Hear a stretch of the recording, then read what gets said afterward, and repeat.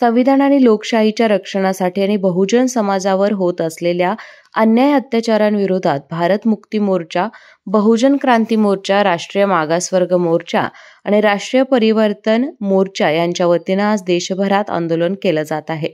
याच पार्श्वभूमीवर आज जिल्हाधिकारी कार्यालयासमोर देखील धरणे आंदोलन करण्यात आले। बहुजन समाजाच्या घटनात्मक अधिकारांचे रक्षण, निवडणुकांमध्ये ईव्हीएम ऐवजी मतपत्रिका लागू करणे, जातीनिहाय जनगणना, आदिवासी आणि धर्मांतरित समाजांवरील अन्यायाला आळा घालणे, मुस्लिम समाजाच्या सुरक्षिततेची हमी, तसेच SC, ST, OBC कर्मचाऱ्यांना बढतीत आरक्षण लागू करणे अशा मागण्या यावेळी करण्यात आल्या।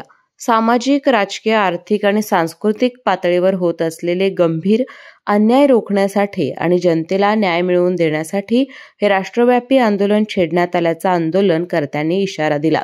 शासनाने तातडीने मागण्या मान्य कराव्यात, अन्यथा पुढील टप्प्यात जेलभरो आंदोलन आणि जनआक्रोश रॅली काढण्यात येणार असल्याचा इशारा भारत मुक्ती मोर्चा जिल्हाध्यक्ष महेश बावडेकर यांनी दिला।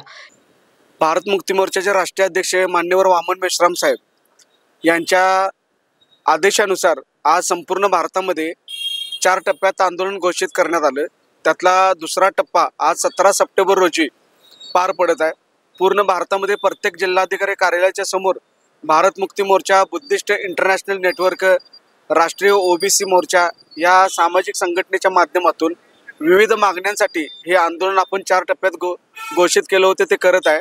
ह्या आमच्या प्रमुख मागण्या अशा आहेत की देशामध्ये स्थानिक स्वराज्य संस्थेपासून ते खासदारकीच्या, आमदारकीच्या सर्व निवडणुका या बॅलेट पेपरवरती झाल्या पाहिजेत।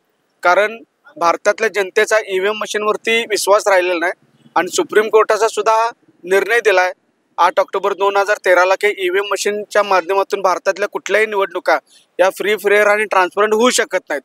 तर आमची मागणी या आंदोलनाच्या माध्यमातून ईव्हीएम हटवून बॅलेट पेपरसाठी आम्ही आंदोलन करत आहोत। दुसरा मुद्दा आमचा या आंदोलनाचा आहे की भारतातलं जे बौद्धांचं प्रमुख स्थळ आहे बुद्धगया, हे ब्राह्मण मुक्त झालं पाहिजे आणि ते स्थळ बौद्धांच्या ताब्यात आलं पाहिजे, अशी सुद्धा आम्ही मागणी या आंदोलनाच्या माध्यमातून करत आहोत।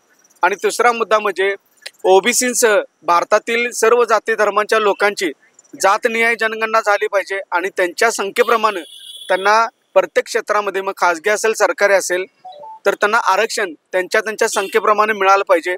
अशा प्रमुख मागण्यांच्या सह आम्ही हे आंदोलन पूर्ण देशभरामध्ये करत आहोत। याचा पुढचा जो टप्पा आहे 25 सप्टेंबरला आम्ही जेलभरो आंदोलन करणार आहोत आणि 15 ऑक्टोबरला पूर्ण भारतामध्ये रॅल्या मोठ्या ताकदीने काढून ह्या मागण्या ह्या भाजप सरकारला मान्य कराव्याच लागतील अशी भूमिका आम्ही घेऊन रस्त्यावरती उतरलो आहोत, एवढंच या निमित्ताने सांगतो। यावेळी कुलदीप जोगडे, DK सरनाईक, राहुल कांबळे, मोहन शिर्के, अनिता बावडेकर, सपना कांबळे, शारदा कांबळे यांच्यासह आंदोलनकर्ते उपस्थित होते।